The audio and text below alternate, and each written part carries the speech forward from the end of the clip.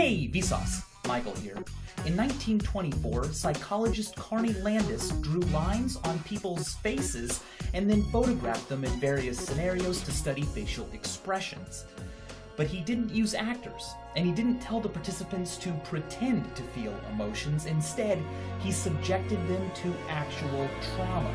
He had them do things like smell ammonia, look at pornographic images, and even reach their hand into buckets of wet, slimy frogs. His most intense directive involved ordering them to take a knife and, while being photographed, cut off the head of a living rat. Seriously. Most initially refused to cut the head off, but eventually 2/3 agreed to do as they were told, including a 13-year-old boy referred to the psychology department by a doctor for high blood pressure thought to be caused by emotional instability. Many believe his inclusion in Landis's experiment was an accident. If replicated today, Landis might be arrested. But what is psychologically arresting about these images is that the unease and disgust and fear they show is real. It's disturbing, but fascinating. We are paradoxically drawn towards some pretty repulsive things. Car accidents, car chases, the possibility of a crash or a fight, or a natural disaster. I mean, not one that hurts anyone, of course, but one that's exciting. Celebrity scandal, drama, disfiguration, true crime, war, and gore, the macabre, like the kangling, a trumpet used during Himalayan Buddhist rituals that's made out of a human leg bone. We often feel guilty for being interested in these types of things. After all, they are unpleasant, but yet we can't look away. Why? Well, there is no single reason. There are many of them, but they can be knolled into a mnemonic. We like disturbing things because we like to scream. They give us strength, catharsis, reality, exploration, acceptance, and meaning. Watching someone eat gross-tasting jelly beans, or a ghost pepper, or a spoonful of cinnamon, or suffer in more extreme ways, is a kind of strange thing to like to do. But it's part of what keeps us alive. We are curious, even if the outcome could be bad. We often find uncertainty more unpleasant than unpleasant certainty. At least if we look, we know. There's a neurological basis for exploring in the face of danger. We become more attentive and alert when we are frightened, which makes sense. Neurotransmitters like norepinephrine and dopamine are released when we are scared, physically and mentally preparing us to take on a threat or successfully escape from it. Dopamine is famously part of the brain's reward system. Dopamine is released in response to pleasurable things like sex and food. But that doesn't mean that our brains find disturbing things pleasurable. It's more interesting than that. When dopamine systems are inhibited in laboratory animals, they will cease to seek out food and literally starve to death. Because they no longer find food fun?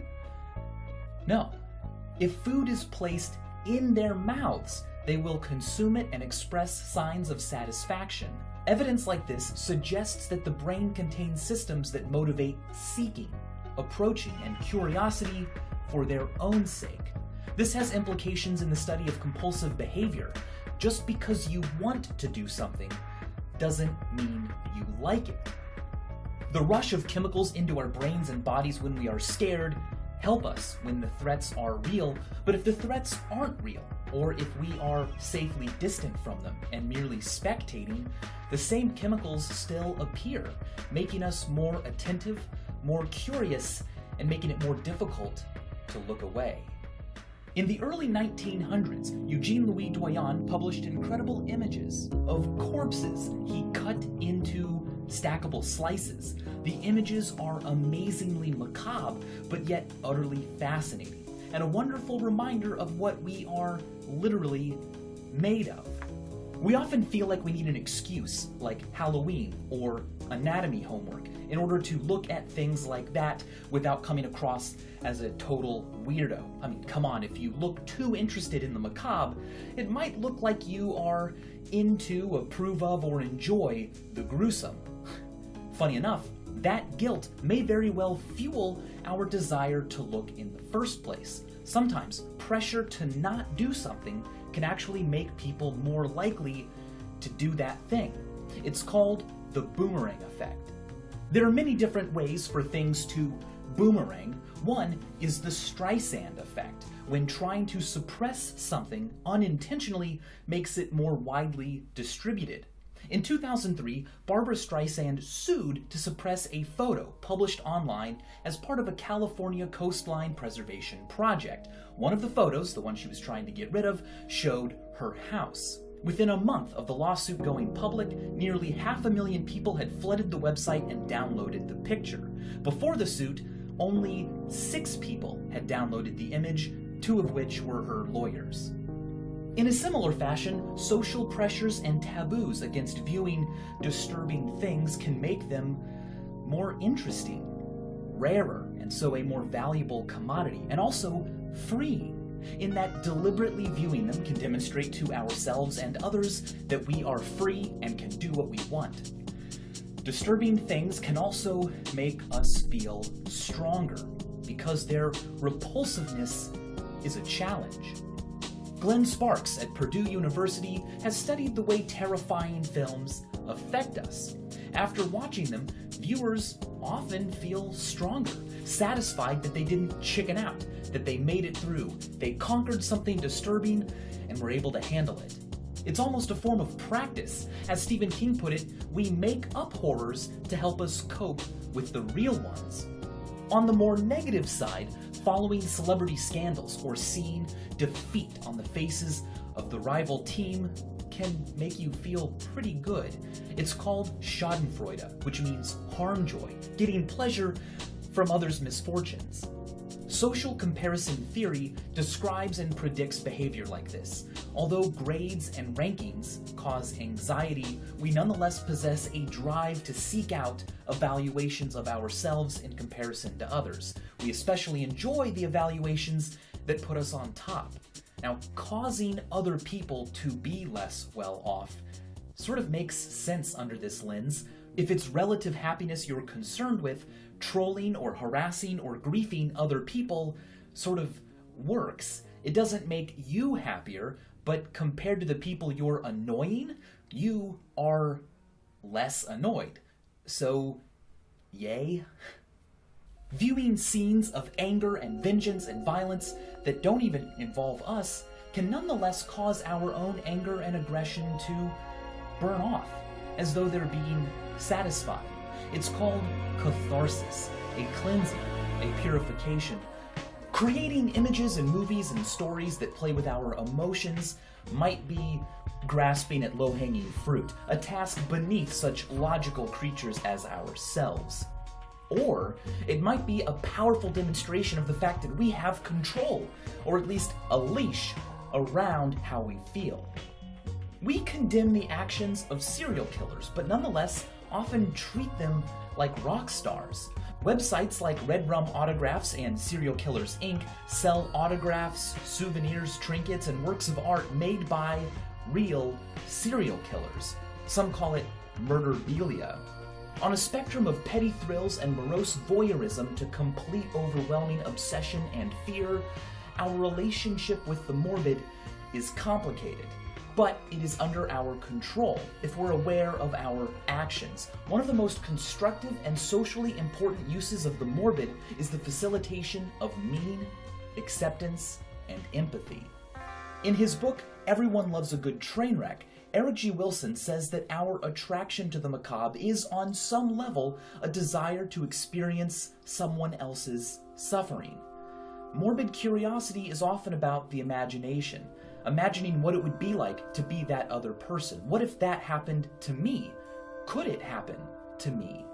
Empathetic feelings remind us that our time is limited and that we are fragile, and in doing so bring us closer together. Sure enough, the last movie I watched that made me want to go out and hug the very first friend I could find wasn't a happy feel-good comedy. Instead, it was Louis Theroux's somber, extreme love, Dementia. Viewing unpleasant things doesn't always make them less unpleasant or any less real, but that's not always the point. Morbid curiosity is also about acceptance.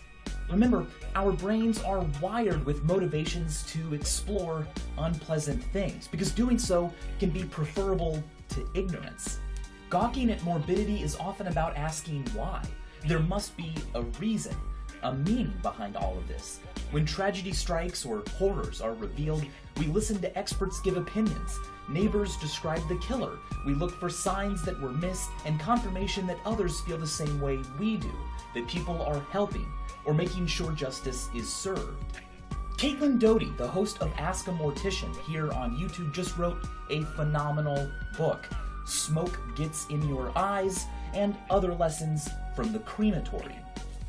In the book, she says accepting death doesn't mean that you won't be devastated when someone you love dies. It means you will be able to focus on your grief, unburdened by bigger existential questions like, why do people die? And why is this happening to me? Death isn't happening to you, death is happening to us all. That's heavy stuff, but acceptance like that is one of the greatest things morbid curiosity has to offer. And don't worry, there's a funny side to all of this. Or at least, a funny side related to this, and how morbidity helps us make sense of the world. A study in Finland found that children were 4 times as likely to be scared by their usual television programs if a parent was in the room. It surprised researchers, but one explanation lies in the "uh-oh, mom flinched" theory. The idea is that to a young child, almost everything is brand new, but parents are older, they're wiser, they know what's normal, and if they are scared of what's on TV, uh-oh, how we feel and how we feel about how we feel is, to a large degree, learned. There's a theory about the origin of humor called the encryption theory of humor. It suggests that one of the great roles humor plays is in measuring who's inside and who's outside, who's similar and who's socially or ideologically too different. Jokes test what researchers call unstated common knowledge the teller and listener both share. So, might we be morbidly curious for the same reason we enjoy telling jokes? Jokes assess underlying shared attitudes. Morbidity helps us assess shared underlying attitudes of an existential variety, morality, and justice. Whether it's used for empathetic or exploitative reasons, morbidity and laughter may share a similar adaptive role. We are morbidly curious because we like to scream, but more strangely, the yuck and the yuck yuck overlap. And as always, thanks for watching.